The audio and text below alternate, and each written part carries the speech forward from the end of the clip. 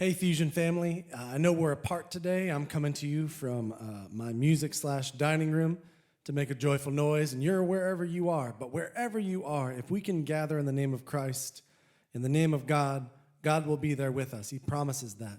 And I think this is a fascinating time to think about what that means. That sometimes we're in the same room and in the same building, and we want that to happen as much as it can. But right now we're staying safe, yet we still have our God with us.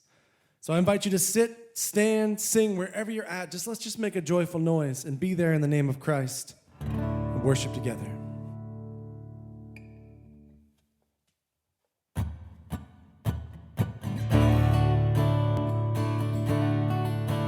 I was buried beneath my shame.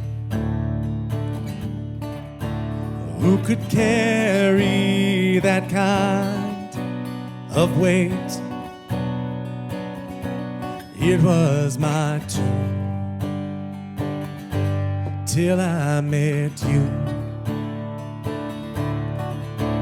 I was breathing but not alive. All my failures I tried to hide. It was my tomb till I met you. 'Cause when you call my name, I ran out of that grave, out of the darkness into your glorious day. You call my name, and I ran out of that grave, out of the darkness into your glorious day. So wherever you're at, lift this joyful noise, sing it out. Now your mercy has saved my soul. Now your freedom is all that I know. The old made new. Jesus, when I met you, 'cause when you call my name, I ran out of that grave, out of the darkness into your glorious day. You call my name, and I ran out of that grave, out of the darkness into your glorious day. Let's pray this together. I needed rescue. I needed rescue, my sin was heavy, but chains break at the weight of your glory. I needed shelter, I was an orphan, now you call me a citizen of heaven. When I was broken, you were my healing, your love is the air that I'm breathing. I have a future, my eyes are open. When you call my name, I ran out of that grave, out of the darkness into your glorious day. You call my name, and I ran out of that grave, out of the darkness into your glorious day.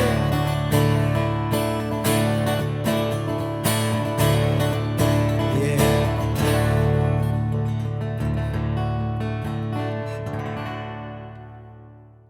Seen it.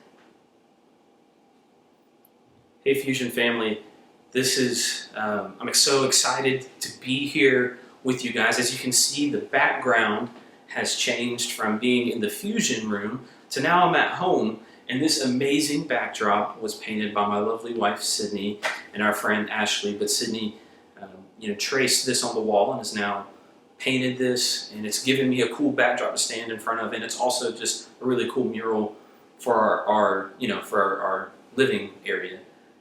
So guys, I'm so excited that we get to be starting this new series called Happy Easter, and that we're going to be able to talk about these things for the next 3 weeks. I know this upcoming Sunday is Palm Sunday, and then next Sunday is Easter Sunday, and then we'll have one more Sunday where we're talking about Easter, and also what Easter means for you and me, and what it means for humanity and the world around us.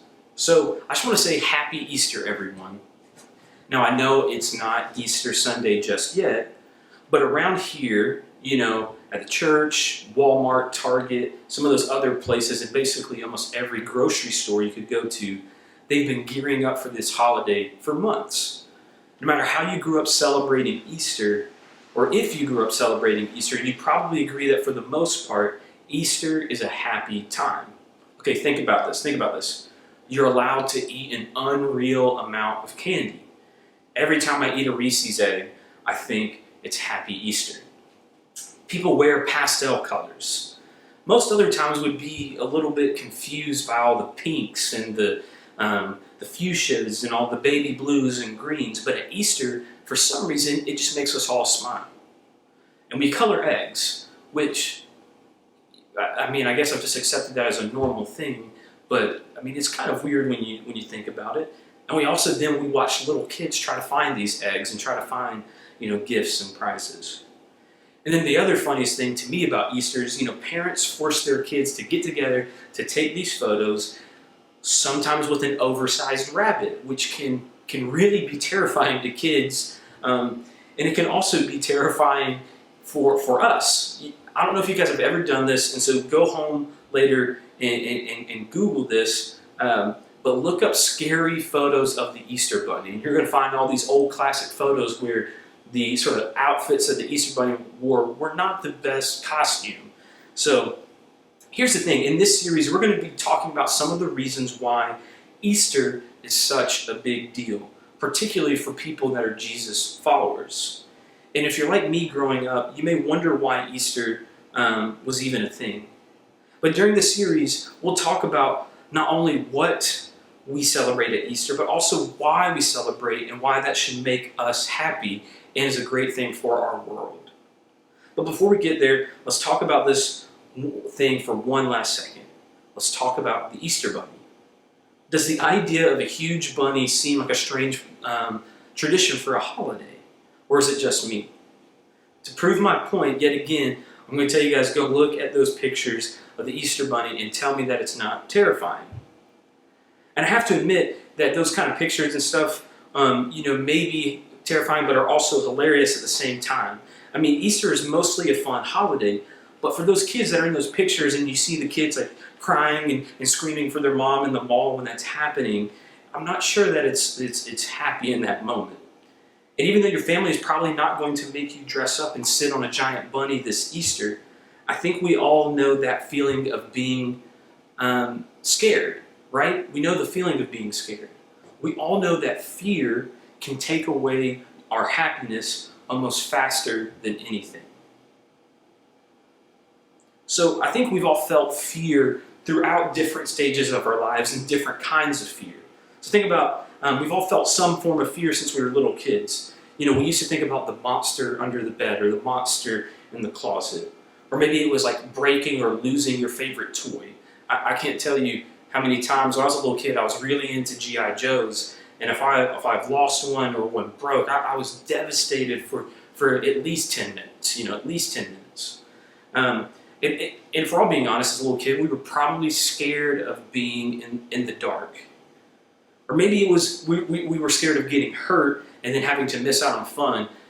Just so you guys know, that I've broken like so many, I think it's like 10 bones in my life. I've broken a lot of bones. And when I was in 3rd grade, I broke my wrist falling off the monkey bars. I know, it sounds ridiculous, but it's true. And it sucked because I couldn't play sports. I couldn't do all the other things my friends were doing. So it was a really bad time. But then as you get older, your fears kind of change. The things that we're afraid of changes. Maybe it's we're failing classes, or being rejected by friends. Maybe it's doing something embarrassing and then it getting posted on social media. Maybe it's not making that team that we want to make and getting to play the sport we want to play. Or maybe it's attempting to talk to somebody that you have a crush on and just getting rejected, and there's that fear. So sure, your fear looked different when you were a little kid, but the feeling was still very real. And now that we've grown up even a little bit more, the fears are still changing. And you've probably figured out that you don't just grow out of fear. We don't grow out of it. Now, as you grow up, fear grows up on you. Maybe you don't call it fear. Maybe you call it stress or feeling anxious, or maybe it's even being worried. But no matter what you call it, you probably call fear something. We all do. Maybe for you, it is fear fitting in, keeping the right GPA, or getting into the college of your choice. Fear about your health, the health of your relationships, or the health of the people you love. As we get older, we see family members get older. Maybe it's the fear of the future and not amounting to anything or having any real significance in life. Whatever your particular fear is, you don't need to tell me that it's very real to you. The reality is that fear is on the rise, and chances are good that in this room, fear is determining the direction of a lot of our lives. And I have to admit, guys, right now, with the COVID-19 and the pandemic stuff that's going on, fear is very real. We are letting, fear is a thing that we're feeling in this time. Because, right now we're making choices and decisions of whether or not to do certain things. We're avoiding people or circumstances that need to happen because they freak us out. Sometimes we're avoiding certain things. And this isn't just talking about the pandemic, but I'm talking about in life. We avoid things because we're fearful. And sometimes we're numbing ourselves for hours and hours on our phones or playing video games or just doing something to take our mind off of what we are fearful of. So whether we realize it or not, fear is fueling a lot of our thoughts and our actions.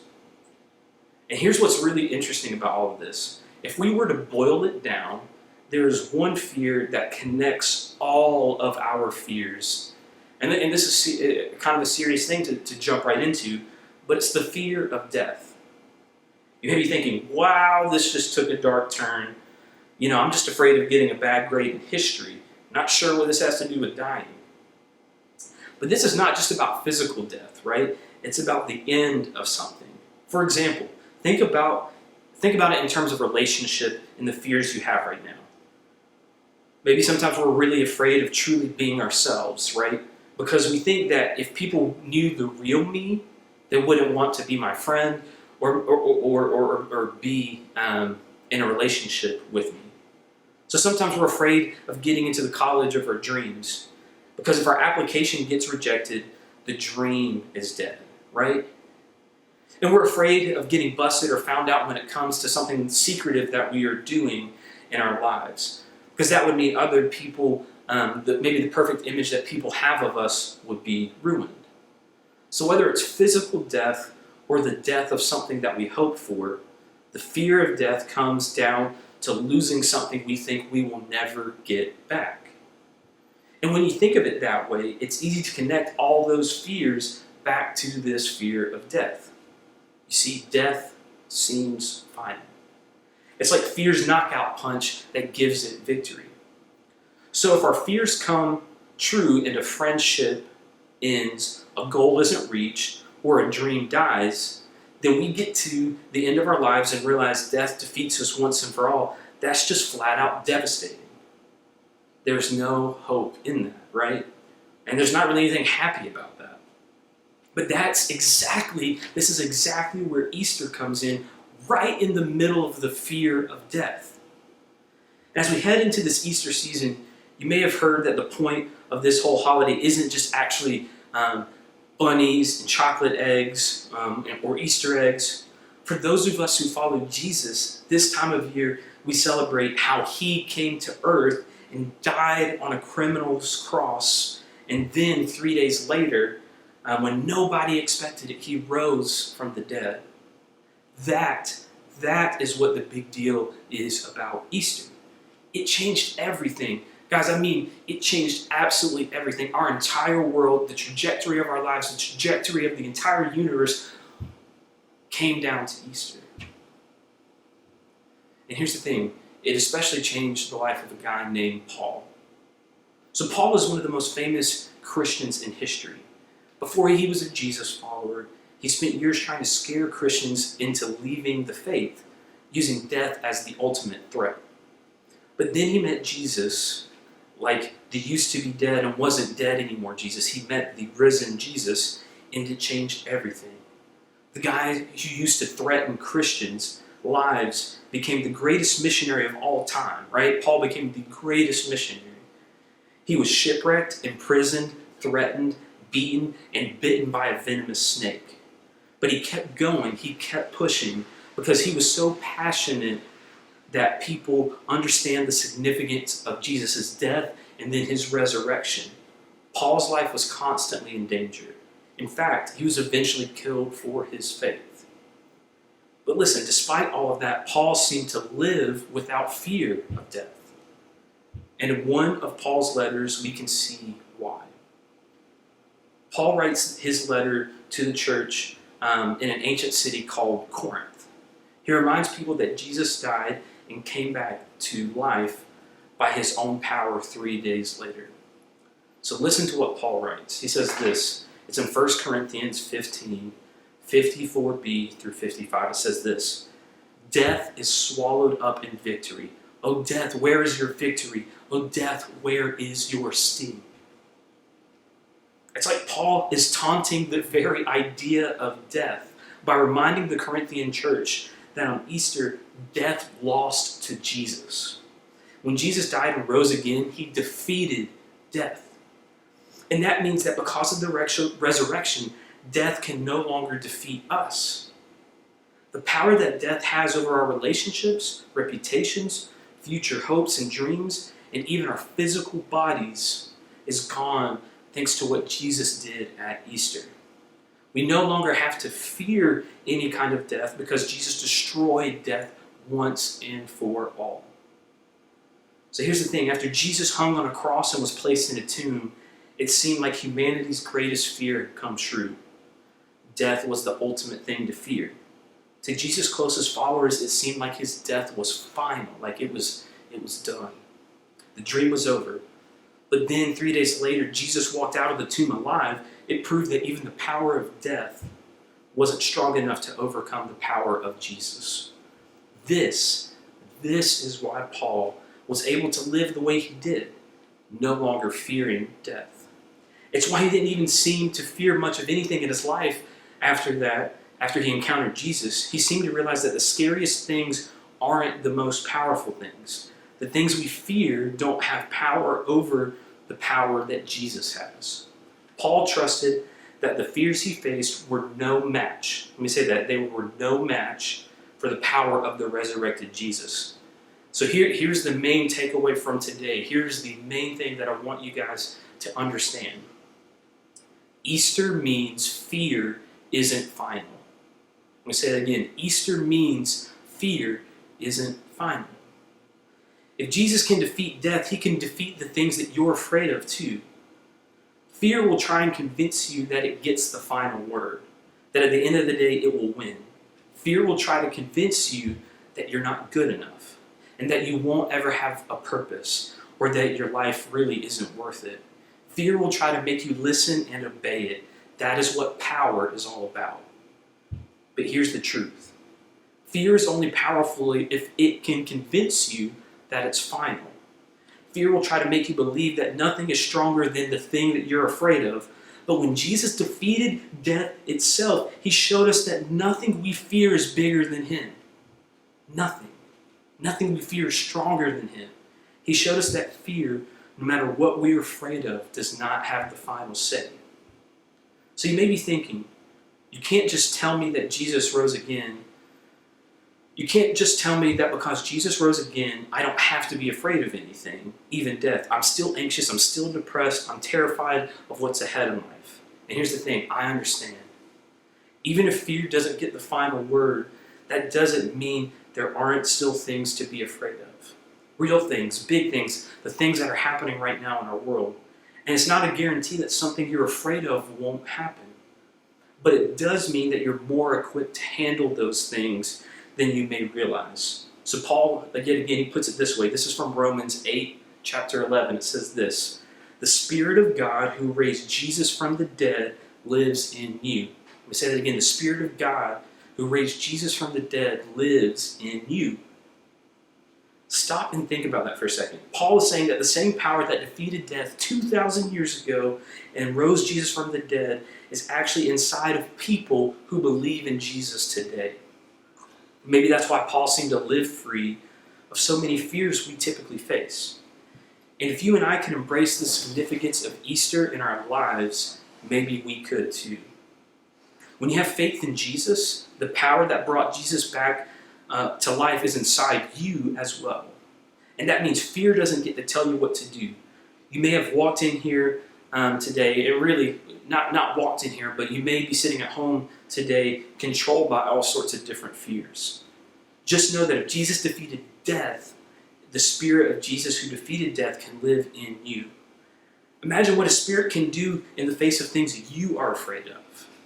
So let me ask you this. This is a question that I want all of you guys to think about, to talk about, to discuss. What fear has been, or where has fear been holding you back? Where has fear been holding you back? Is it fear in your relationships or dreaming big about your future? Maybe it's going to college, dealing with something concerning maybe your mental health that you're afraid to acknowledge. Or maybe it's fear doing something that you know you should do no matter what it does to your reputation. Or maybe you're kind of afraid of exploring faith in Jesus because up to this point, you've been afraid of how your life might actually change. Wherever fear has been holding you back, with Jesus' help, you can take a step forward in facing it. So what steps should you take to prove fear doesn't have power over you? Maybe it's you need to forgive somebody. Maybe you need to apologize to someone. Maybe you need to talk to your counselor. Maybe you need to see a doctor and start a conversation. Maybe you need to tell your parents something you've never told them. Maybe you need to ask your small group leader for some help through something. Maybe you need to pick a new friend, some new friends that are better for you. Or maybe you really just need to ask some honest questions about your faith and about Christianity. And I know that I would love to help, and your small group leaders would love to help answer those. So here's the thing. This Easter, no matter what your step is, you can begin facing your fear because of Jesus, because of what we celebrate at Easter, what Jesus did for us. Fear doesn't get to determine the direction of our lives any longer. Think about that. Fear doesn't get to determine the direction of our lives any longer. I don't know what your step is, but I do know this. If you're someone that believes in Jesus, and you believe that Jesus defeated death, and you follow him, then you have this power inside of you. Because of that, you can handle whatever fear throws at you, no matter how scary it seems. But here's the thing. Some of you who are watching this video, you may not be Jesus followers. You may have not ever really made that decision to follow him. So I do want to give you a chance to follow him in this moment. So I'm going to say this. This prayer doesn't save you that I'm about to pray, but it's actually Jesus coming into your life and saving you. So if you know that you've never put your full trust in Jesus, if you know that you've never said, yes, God, I'm going to follow you, pray this prayer after me. Jesus, I know that I've messed up. I know that I'm a sinner. God, I need your help. God, I want to surrender my life to you. God, will you come and will you save me? God, come into my life. I give you control. Amen. Now, if you ended up praying that prayer, I would encourage you to maybe text one of your small group leaders, or text me, text Sydney. Let us know that you've accepted Jesus into your life, because now this power that we're talking about is living in you. You can start to face your fears. So remember, you're not facing fear by yourself. You're relying on the power of the one who defeated your greatest fear once and for all. He took away its power, its victory, its sting. And that means you don't have to worry about anything being more powerful than Jesus. So this is the hope that the Christian faith was built on. This is what caused Paul to live free from fear. This is what makes Easter such a happy holiday. While the rest of the world lives controlled by fear, driven by stress, you and I don't have to. We are free. We are free, we are free, we are free indeed. And that's just one reason we can say, Happy Easter. Thank you guys for listening into the sermon, and I hope it is encouraging to you, and I hope that you can share it with someone that needs to be encouraged too, because I know right now we are living lives of fear, and these are fearful times. Have a blessed day. Fusion, as we close our time tonight, let's sing the same song we sang last week as we look forward to Easter, as we think about this resurrection moment, that even if we can't be together, we can still celebrate this good news.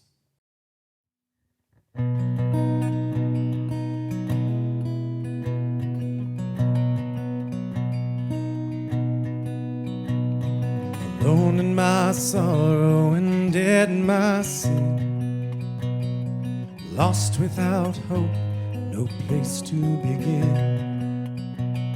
Your love made a way to let mercy come in.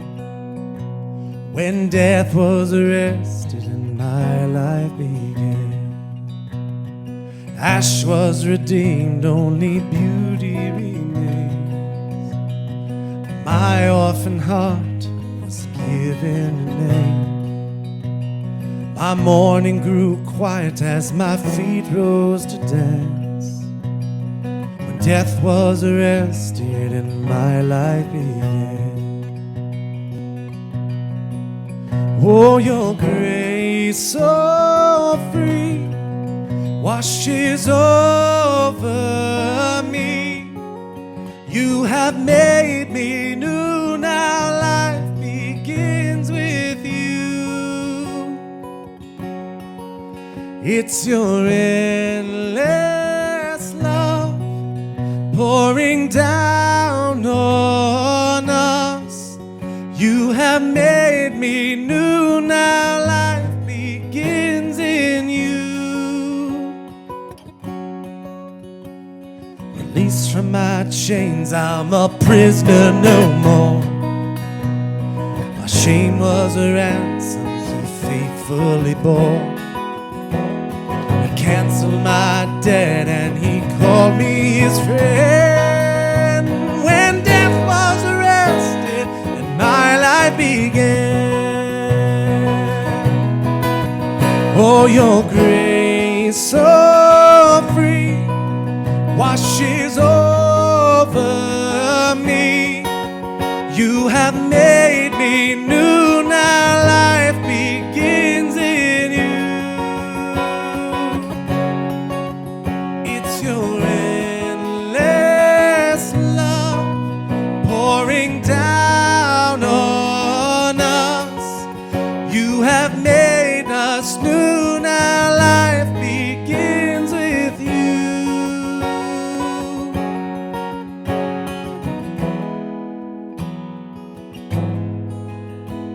Our Savior displayed on a criminal's cross. Darkness rejoiced as though heaven was lost. But then Jesus arose with our freedom in hand. That's when death was arrested and my life began. Oh, your grace so free washes over.